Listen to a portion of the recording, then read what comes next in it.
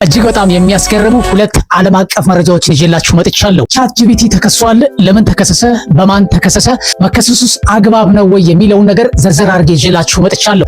ሁለተኛው መረጃ ደግሞ ባለፉት 3 ወራት ውስጥ ኢራን አሜሪካ ላይ ያደረሰችው ጥቃት ብዙ ሰው እንደሚገምተው አይደለም። በጣም ከባድ የሆነ ጥቃት አድርሳለች። ወደ 20 የሚደርሱ የአሜሪካ የጦር ካምፖች እንደወደሙም ተገልጿል። አንዳንዱን ዝርዝር መረጃ ይዤላችሁ መጥቻለሁ። ሰብስክራይብ በማድረግ ሙሉ ቪዲዮውን መከታተላችሁን እንዳትረሱ። ሰብስክራይብ አድርጋችሁ ሁሌም እንደዛ አይነት መረጃዎች እንዲደርሱ ደወል ምልክቷን መጫናችሁን አትርሱ። ወደ መጀመሪያው ወሳኝ መረጃ ስናልፍ ቻትጂፒቲ የተከሰሰበት ትልቁ ምክንያት ሰዎችን ሱስ በማስያዝና ራስን ማጥፋትን በማበረታታት በሚል እንደሆነ ታውቋል። ቻትጂፒቲ የተሰራበት መንገድ ደህንነቱ የተጠበቀ አይደለም በሚል ፍሎሪዳ በኦፕንኤአይ ላይ ክስ መሰረተች። ኦፕንኤአይ የሰራው ቻትጂፒቲ ልጆችን ለአደጋ በሚያጋልጥ እንዲሁም ሱስ በማስያዝ የጅምላ ተኩስ አድራሾችን በመደገፍ በማበረታታትና ተጠቃሚዎቹ ራሳቸውን እንዲያጠፉ በመገፋፋት ተከሷል። ፍሎሪዳ ቻትጂፒቲ በመክሰስ የመጀመሪያዋ የአሜሪካ ግዛት ናት። አቃቤ ሕግ ጄምስ ኦትሚር ክሱን ያቀረቡት በኦፕንኤአይ እና በኩባንያው ኃላፊ ሳም አልትማን ላይ ነው። ኦፕንኤአይ ለክሱ በሰጠው ምላሽ በኢንዱስትሪው አሉ የተባሉ የደህንነት ጥበቃ ፖሊሲዎችን እየተገበርን ነው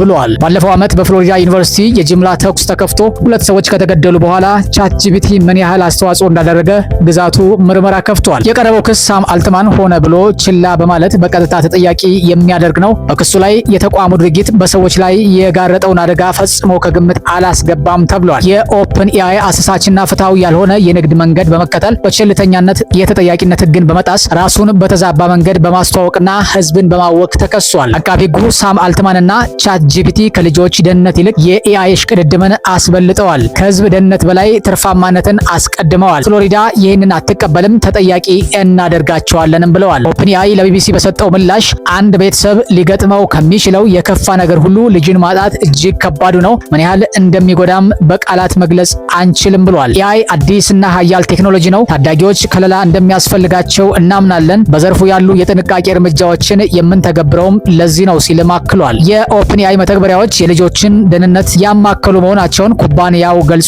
ከነዚህ መካከል የልጆችን እድሜ መለያ መንገድና ወላጆች ቁጥጥር እንዲያደርጉ የተዘረጋውን አሰራር ይጠቅሳል። የኦፕንኤአይ ቃል አቀባይ ስለ አሰራራችን ማውራታቸው የሞተን ልጅ እንደማይመልስ እናውቃለን፣ ትክክለኛውን ነገር ለማድረግ ግን ቁርጠኛ ነንም ብለዋል። ቻትጂፒቲ ሰዎች እንዴት ራሳቸውን ማጥፋት እንደሚችሉ እየነገረ በማገዝ ክሶች ቀርበውበታል። በያዝነው ዓመት ካናዳ የጅምላ ተኩስ ተከፍቶ ቤተሰቦቻቸውን ያጡ ሰዎችም ኦፕንኤአይን ከሰዋል። ኩባንያው የተከሰሰው መረጃውን ለባለስልጣኖች ባለማቀበሉ ነው። ኦፕንኤአይ ለፖሊስ ጥቆማ ባለመስጠቱ ይቅርታ ጠይቋል። አንድ የመተግበሪያው ተጠቃሚ ሰዎች ላይ ጉዳት ሊያደርስ ሲል ኩባንያው እርምጃ የሚወስድበት አሰራር ቢኖረውም ተኩስ የከፈተው ሰው አካውንት በዚህ ዝርዝር ውስጥ እንዳልተካተተ ገልጿል። ከኦፕንኤአይ በተጨማሪ ሌሎች የቴክኖሎጂ ተቋማትም እየተከሰሱ ነው። አንድ በፍሎሪዳም የሚኖር አባት ልጁ ራሱን እንዲያጠፋ ኤአይ እንዳነሳሳው በመግለጽ ጉግልን ከሷል። ኢንስታግራምን የሚያስተዳድረው ሜታ፣ ስናፕኢንግ፣ ቲክቶክ እና ጉግል የሚያስተዳድረው ዩቲዩብ በርካታ ክሶች ቀርበውባቸዋል። መተግበሪያቸው ሱስ እንዲያስይዝ ማድረጋቸው ከክሶቹ መካከል ይጠቀሳል። ከ2 ወር በፊት ሜታና ጉግል ሱስ በማስያዝ በ20 ዓመት ታዳጊ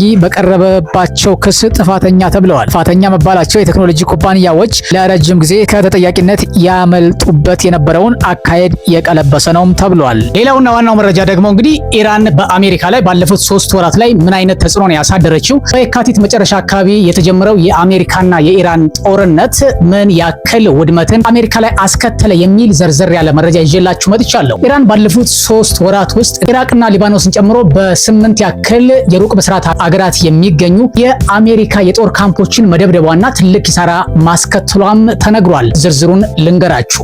ኢራን ጦርነቱ ከተጀመረበት ጊዜ ጀምሮ 20 የአሜሪካ ወታደራዊ ተቋማትን ማውደሟንና የደረሰው ጉዳት በይፋ ከታወቀው ከፍተኛ መሆኑን የቢቢሲ መረጃ ማጣሪያ የሆነው ቢቢሲ ቬሪፋይ የተነተናቸው የሳተላይት ምስሎችና ቪዲዮዎች አመለከቱ። ኢራን ከየካቲት ወር መጨረሻ ጀምሮ በመካከለኛው ምስራቅ በሚገኙ 8 ሀገራት ውስጥ የሚገኙ ቁልፍ የአሜሪካ ወታደራዊ ማዕከላትን ኢላማ አድርጋ በፈጸመቻቸው ጥቃቶች ዘመናዊ የአየር መከላከያ ስርዓቶችን፣ በአየር ላይ ነዳጅ የሚሞሉ አውሮፕላኖችንና ራዳሮችን በመምታት በሚሊዮኖች የሚቆጠር ዶላር ውድመት አድርሳለች። ኢራን የአሜሪካና የእስራኤል ጥቃቶችን ለመቀበል ባለፉት 3 ወራት በኢራቅና በሊባኖስ ያሉትን ጨምሮ በመካከለኛው ምስራቅ አገራት ውስጥ የሚገኙ የአሜሪካ ጦር ሰፈሮችና የጋራ ወታደራዊ ተቋማትን ኢላማ አድርጋለች።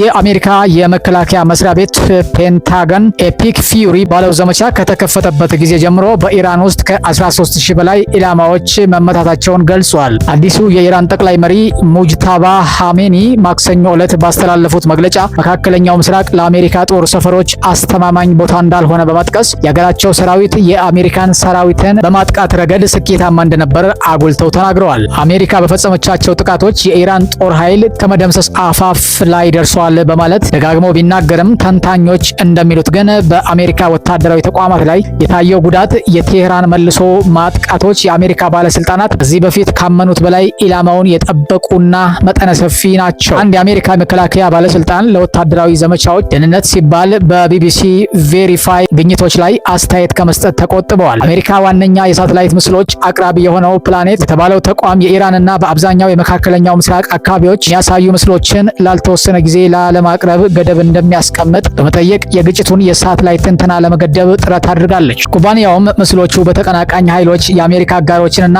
የኔቶ አባላትን እንዲሁም ሲቪሎችን ኢላማ ለማድረግ ጥቅም ላይ እንዳይውል ለማድረግ እንደሚፈለግ በግልጽ የእገዳውን ትክክለኛነት ደግፎታል። ቢቢሲ ቬሪፋይ በኢራን ጥቃቶች ምክንያት በአሜሪካ ተቋማት ላይ የደረሱትን ጉዳዮች ለመተንተን ከሌሎች ዓለም አቀፍ የሳተላይት ምስል አቅራቢዎች የተገኙ ምስሎችን እንዲሁም ከፕላኔት ደግሞ ቆየት ያሉ ማነጻጸሪያ ምስሎችን ተጠቅመዋል። በኢራን ጥቃት ጉዳት የደረሰባቸው ወታደራዊ ተቋማት የሚገኙት በሳዑዲ አረቢያ፣ በተባበሩት አረብ ኤሚሬትስ፣ በኳታር፣ በኩዌት፣ በኢራቅ፣ በዮርዳኖስ፣ በባህሬንና በኦማን ነው። የጥቃት ኢላማ የሆኑት ማዕከላት ትክክለኛው አሃዝ ከፍተኛ ሊሆን የሚችል ቢሆንም አንዳንድ ተንታኞች ቁጥሩን እስከ 28 ያደርሱታል። ጉዳት ከደረሰባቸው ውድ ወታደራዊ መሳሪያዎች መካከል በአረብ ኤሚሬትስ ውስጥ በሚገኙት አል ሩዋይስ እና አል ሳድር አየር ኃይል ሰፈሮች ውስጥ እንዲሁም ዮርዳኖስ በሚገኘው ሙዋፋቅ ሳልቲ አየር ኃይል ሰፈር ውስጥ የነበሩ እጅግ ዘመናዊ የጸረ ባሊስቲክ ሚሳኤል መከላከያ መሳሪያዎች ይገኙበታል። አሜሪካ በዓለም ዙሪያ በሚገኙ የጦር ሰፈሮች ውስጥ የተተከሉ 8 ታድ የሚባሉ የሚሳኤል መከላከያዎች ሲኖራት እያንዳንዱን ለማምረት $1 ቢሊዮን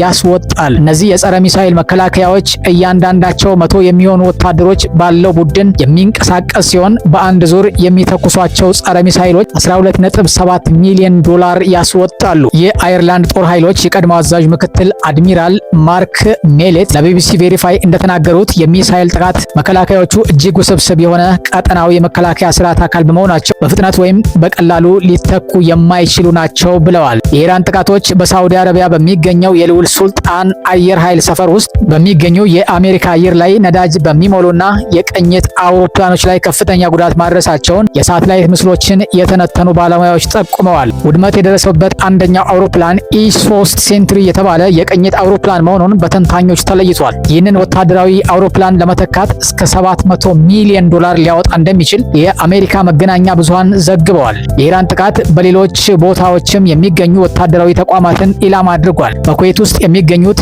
የአሊ አል ሳሌም አየር ኃይል ሰፈርን እና የካምፕ አርፍጃን ጥቃት ተፈጽሞባቸዋል። በጦርነቱ ወቅት በተደጋጋሚ ጥቃት በተፈጸመበት በአንደኛው ጦር ሰፈር ውስጥ የሚገኙ የነዳጅ ማከማቻዎች፣ የአውሮፕላን መጠለያዎችና የወታደር መኖሪያዎች መውደማቸውን ተንታኞች ከሳተላይት ምስሎች ተመልክተዋል። በተጨማሪም ካምፕ አሪፍጃን በተባለው ወታደራዊ ሰፈር ውስጥ በሚገኝ የሳተላይት ግንኙነት መሳሪያ ላይ ከፍተኛ ውድመት መድረሱን የመከላከያ ደህንነት መረጃ ኩባንያ የሆነውን የንስ ያገኘው መረጃ አሳይቷል። በአሜሪካ ወታደራዊ ሰፈሮች ላይ የደረሰውን የጉዳት መጠን ለማወቅ አስቸጋሪ ቢሆንም ከሳምንታት በፊት በፔንታገን የወጣው ግምት ለኢራን ጦርነት አጠቃላይ $29 ቢሊዮን መውጣቱን አስቀምጧል። ከዚህ ውስጥ አብዛኛው ወጪ በጦርነቱ ለወደሙ መሳሪያዎች ጥገና ወይም መተኪያ እንደሚውል ይጠበቃል። ነገር ግን የፕሬዝዳንት ትራምፕ ተቃዋሚ የሆኑት ዲሞክራቶች ይህ አሃዝ ምናልባት ዝቅተኛ ግምት ሊሆን እንደሚችል ይናገራሉ። ሪፖርቱ ጨምሮም ጦርነቱ ከጀመረበት ከየካቲት ወር አንስቶ F-15 እና F-35 ተዋጊ ጀቶችን፣ 24 MQ-9 ሪፐር ድሮኖችን እንዲሁም A-10 አጥቂ አውሮፕላን ጨምሮ ቢያንስ 42 አውሮፕላኖች ወድመዋል ወይም ተጎድተዋል ሲል አረጋግጧል። የአሜሪካ ጦር ሰራዊት ከሚጠቀምባቸው ውድ የጦር መሳሪያዎች ጋር ሲነጻጸር ኢራን በመካከለኛው ምስራቅ በሚገኙ ኢላማዎች ላይ በፈጸመችው ጥቃት ርካሽና በቀላሉ የሚተኩ ድሮኖችን እንደምትጠቀም ተዘግቧል። ባለሙያዎች ለቢቢሲ ቬሪፋይ እንደተናገሩት በጦርነቱ ወቅት የኢራን ጥቃት ስልቶች ተሻሽለዋል። ይህም በመካከለኛው ምስራቅ ከተሞችንና የጦር ሰፈሮችን ኢላማ ካደረጉት ሰፊ የጅምላ የሚሳኤል ውርጅብኞች ኢላማቸውን ወደ ለዩ ይበልጥ ትክክለኛና ቀጥተኛ ጥቃቶች ተሸጋግሯል። የኢራን የመጀመሪያዎቹ የሚሳኤል ጥቃቶች በከፍተኛ ቁጥር ላይ አተኩረው የአየርና የሚሳኤል መከላከያዎችን በከፍተኛ መጠን በመሸፈን ከአቅማቸው በላይ እንዲሆኑ ለማድረግ የተነደፉ የጅምላ ሚሳኤል ማዕበሎች ናቸው ሲሉ በአሜሪካው ስቲምሰን ሴንትራል የባለሙያዎች ቡድን ውስጥ ተንታኝ የሆኑት ዶክተር ኬሊ ግሪየኮ ተናግረዋል። ሆኖም ግን በጥቂት ቀናት ውስጥ ኢራን ወደ ትናንሽ ይበልጥ ኢላማቸውን ወደ ለዩ ጥቃቶች ተሸጋግራለች። የቀሩትን ሚሳኤሎችና ድሮኖች ለተወሰኑ ከፍተኛ ጉዳት ለሚያደርሱ ኢላማዎች በማቆየት ትኩረቷን ኢላማቸውን ለጥቂት የሳቱ ጥቃቶችን እንኳን ከፍተኛ ጉዳት በሚያደርሱ ኢላማዎች ላይ ያተኮሩ ናቸው። አንድ ተንታኝ ለቢቢሲ ቬሪፋይ እንደተናገሩት የአሜሪካ ጦር ሰራዊት የኢራን የጦር ስልት እየተሻሻለ በሚሄድበት ጊዜ አውሮፕላኖቹን ከኢራን የድሮንና የሚሳኤል ጥቃት ክልል ለማስወጣት ባለመቻሉ በጦርነቱ መጀመሪያ ላይ ቸልተኝነትን በመፈጸሙ ጥፋት ፈጽሟል ብለዋል። የደውል ሱልጣን የአየር ኃይል ሰፈርን በተመለከተ አውሮፕላኑ ከመውደሙ በፊት የጦር ሰፈሩ ቀደም ሲል ጥቃት እንደደረሰበት ተናግረዋል። የኢራን ጠቅላይ መሪ ሙጅታባ ኻሜኒ የቀጠናው መሬትና አገራት ከዚህ በኋላ ለአሜሪካ ጦር ሰፈሮች መጠለያ ሆነው አያገለግሉም በማለት አሜሪካ በቀጠናው ችግር ለመፍጠርና ወታደራዊ ሰፈር ለመክፈት የሚሆናት